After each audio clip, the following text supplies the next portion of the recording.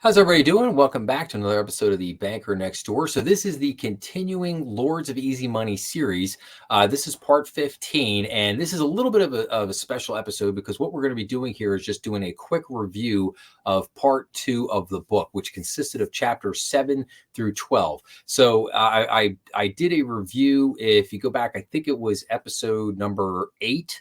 Was a review of part 1 of the book, which covered the first 6 chapters. So I'm doing these kind of section reviews, if you will, as a way to kind of catch people up quickly. So if you didn't have a chance, or if you didn't want to actually sit through listening to these previous 6 chapters, I'm hoping that you can listen to this as a way to kind of catch you up real quickly, especially as we barrel toward the end of the book here and getting into the third and final section. So with that being said, I want to bring in my little trusty PowerPoint slide here. So we're going to start here with chapter 7.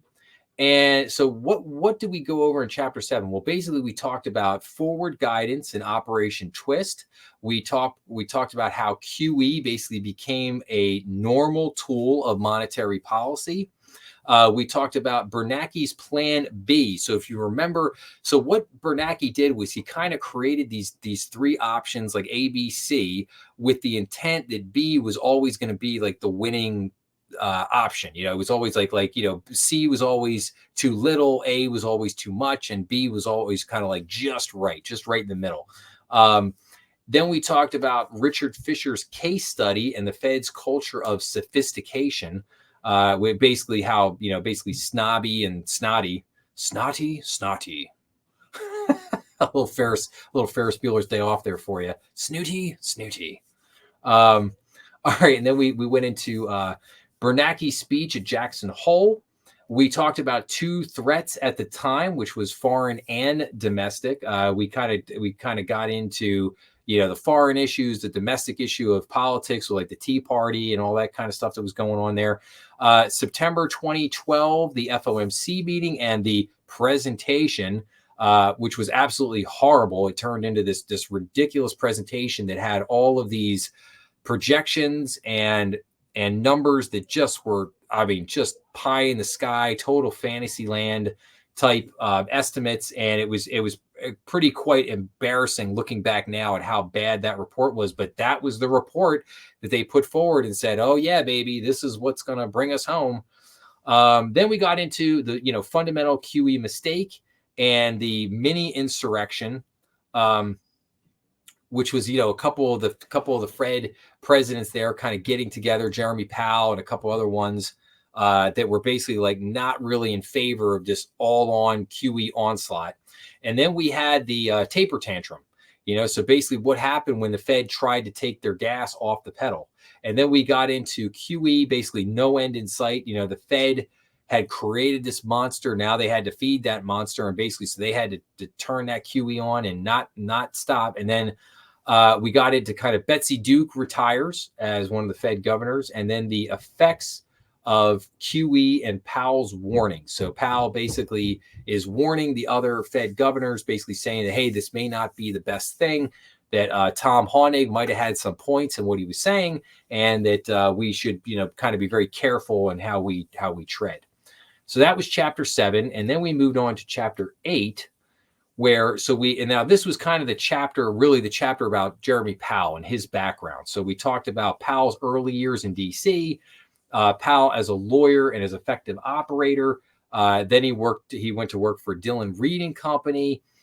We learned a lot about corporate debt. We learned about corporate bond and corporate versus a corporate loan. Powell moves to the Treasury. He uncovers, he has a big part in uncovering the Salmon Brothers corruption, which was Salmon Brothers trying to corner the Treasuries market. Then after all that was over, Warren Buffett basically came in because he had a huge investment in Salmon Brothers, didn't want to lose his investment. The Oracle of Omaha had to come in and basically bail them out. Powell testifies in front of Congress. He basically got thrown to the wolves. But he did such a great job with this that he got kind of, he impressed a lot of people. So George Bush doesn't get reelected. So then that kind of ends his tenure at the Treasury. And then Powell moves to the Carlyle Group. And the Carlyle Group, super powerful organization. And then at Carlyle Group is where he does what's called the Rexnord deal. And this is the deal that makes him a ridiculous amount of money. It's estimated he made somewhere between the neighborhood of $30 and $50 million off this deal. And then we kind of rounded out with the crippling effects of a debt-heavy world. Okay, now we move into chapter 9. And here we really start talking about like, okay, how did the Fed, so the Fed does QE, but how does that play out in the actual financial institutions? And what gets pumped up is a little known product called the collateralized loan obligation, or the CLO. And we had a gentleman named Robert Hetu, who was, he was a big employee at Credit Suisse. And we talked about kind of the Credit Suisse lifestyle, about how this guy was just going 24/7, 365. And that once the CLO sales got ramped up, it was just like nonstop, man. So then we talked about what they called the product, companies like Rexnord out there became the product. Again, we talked about the CLOs. And then we got into John Popp, who was another employee at Credit Suisse. And basically we talked about how were institutional investors supposed to earn a yield on their pools of cash when the Fed kept interest rates pinned at 0. And this is exactly how they were going to do it with the CLO factory. Then we talked about how basically we got caught in a vice, and then we talked about a business development corporation, or BDC.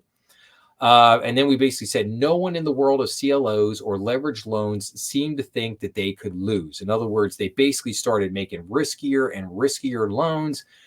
They started making what were called covenant light or cov light loans, which were in stark contrast to what had normally been done and what had been done in the world of finance there for a long, long time. So basically, the ZIRP policy and the quantitative easing, this was punishing anybody who was a saver, and it was forcing companies to reach for yield, meaning it's like you got to do debt, you got to do deals if you want to make any money at all. But the money is super cheap. We're juicing it. We're gonna plow that money in there. So there's all this incentive to do these deals. Okay, now we move on to chapter 10. And we get into basically the separation between Rexnord's leadership team and the rest of its workforce. And this is very important because of what became financial engineering. In other words, the profit the company made was not as important as the debt, as taking on debt, rolling the debt, and also basically putting that debt to work to do things such as stock buybacks, which would enrich shareholders and the executives of the company. Basically, all this being done at the expense of the employees. Now, why is this important? Well, because it had the exact opposite effect of what the Fed was trying to do with quantitative easing. The whole idea here was that these companies were going to take on debt, and then they were going to grow their business. They were going to grow the product lines. They were going to add more employees. And here we get to see the real world effects of what happened with this. We get to see how the leadership team, got and lavishly enriched themselves, moved into plush accommodations, extracted themselves from working with the rest of the workforce. And then employees like John Feltner here, these guys, their reward was the Indianapolis plant that he worked at got shut down, and they moved all those jobs to Mexico to save a few bucks, and that's what ended up happening to this guy. And we talked about how it was more important to generate the most profit they could for Apollo Management, who owned the company, and doing stock buybacks as opposed to basically taking care of your employees. And then we talked about basically the end game for Rexnord and Feltner. And we talked about Powell's role in Rexnord's fall. Basically, Rexnord at the end of the day was left this debt-riddled, kind of broke company that was there and was doing stuff. It was just limping along because of the massive amount of debt that had been put on top of it. And the problem was that this was 10 years after the fact. I mean, Jeremy Powell did his deal, got all his money, blew out of there.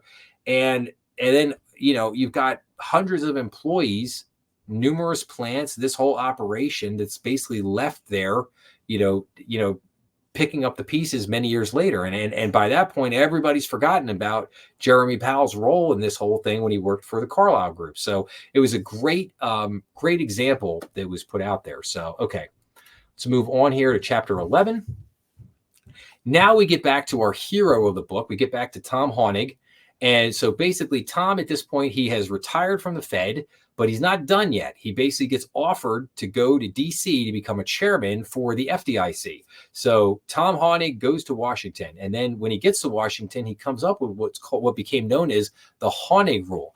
And he had basically written out an entire plan for how he was going to break up the big banks. And he was going to put the more mundane, everyday stuff over here and the riskier stuff over here. Basically, exactly what happened when you had the Glass-Steagall Act, which separated commercial and investment banking.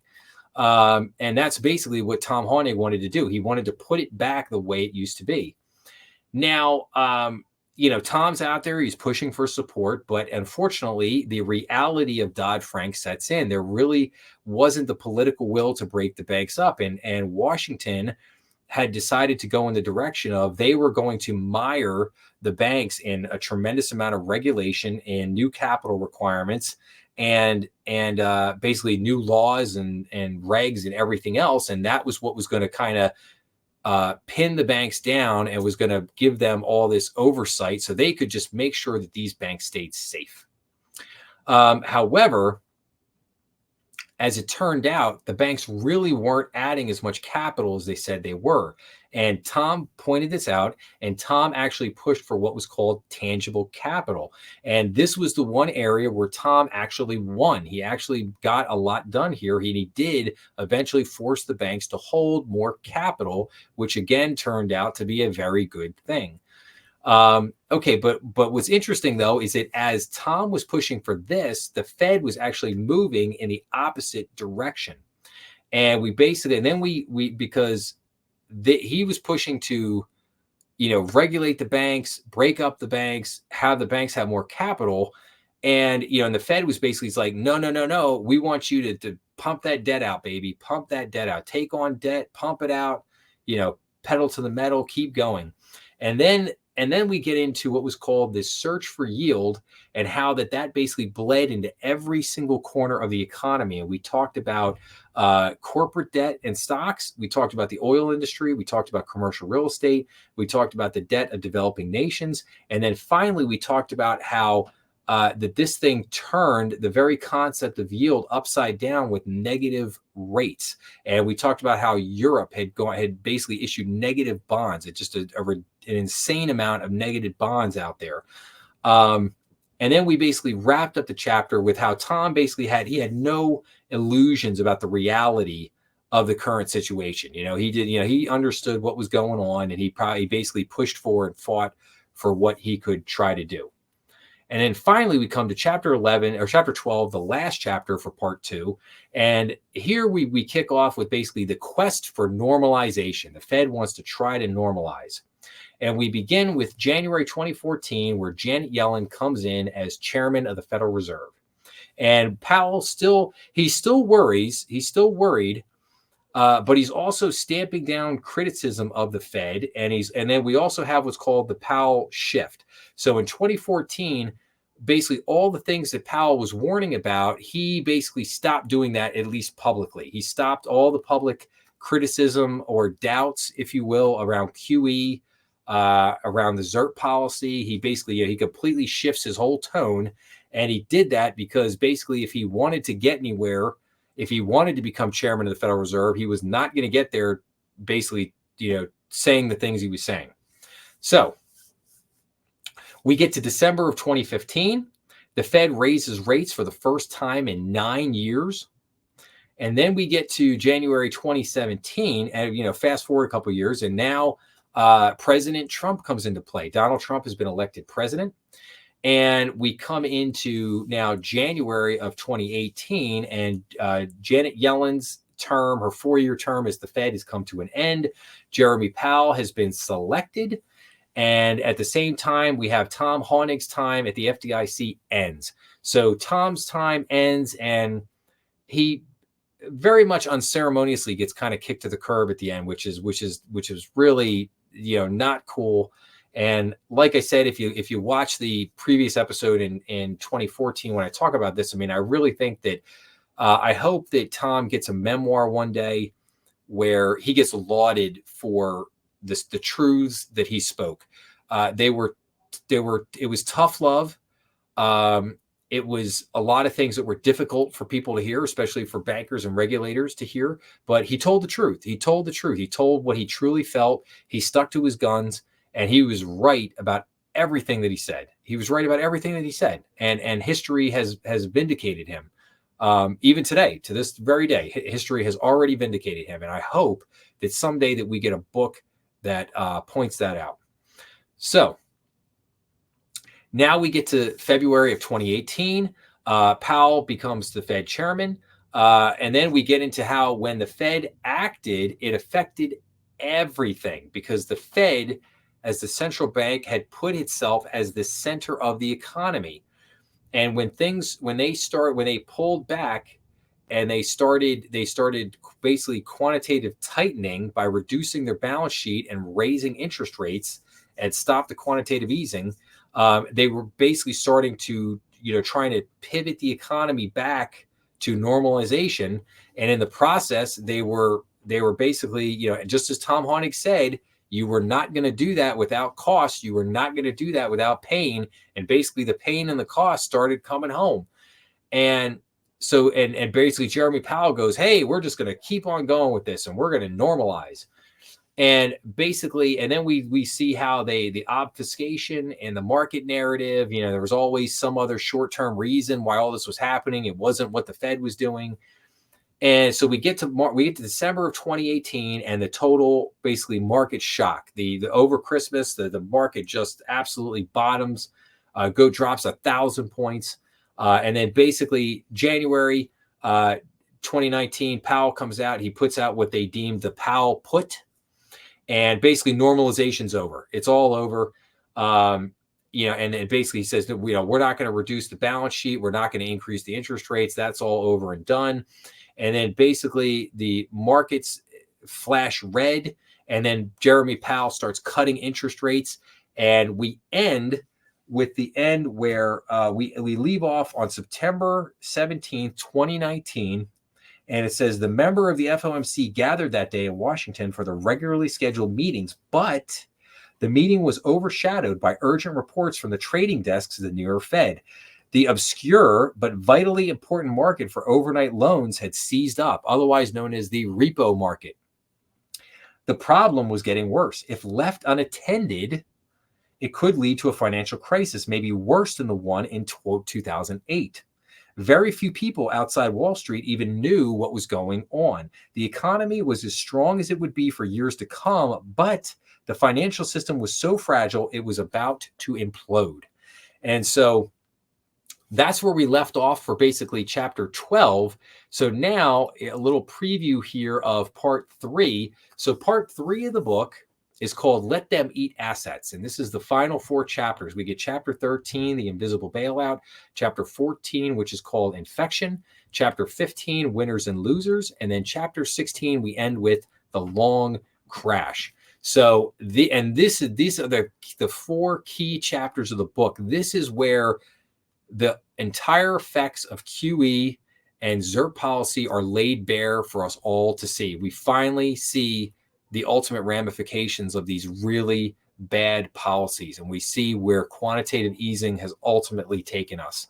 So I really hope that everybody will, if you're enjoying this series, I really hope everybody will stick around, because these last 4 chapters, this is where all the fireworks completely go off. So, and my plan here is to basically next week to bring you chapters 13 and 14. The following week, bring you chapters 15 and 16. And then the final week, I'm going to do a recap of the book, and I'm going to go over a whole bunch of current numbers and charts. We're going to look at the Fed balance sheet. We're going to look at the repo market. We're going to look at the Treasury market. We're going to look at everything that we're currently at, and we're going to see how everything the Fed has done over the last 15, 16 years has led us to this moment of exactly where we are today. So if you're liking this series, I like I said, please make sure to like, share, and subscribe. That will definitely help this series. It will help the channel. If you have any comments, please leave those comments below. I am absolutely loving and enjoying the feedback and the comments that I'm getting on this series. So please leave those comments, and I will get back to you as quick as I possibly can. Make sure to come back for the last few episodes. And like I said, if you're liking the series, please make sure to like and subscribe, and please make sure to go check out some of the other content on the channel. If you're liking the series, I got a lot of other great stuff out there, and please make sure to check out the Banking Update, which is the main show of the channel, which I try to put out every Sunday. And I will hope to see everybody back here again next week. And until then, have a great week, and I will see you back here again soon. Thanks a lot.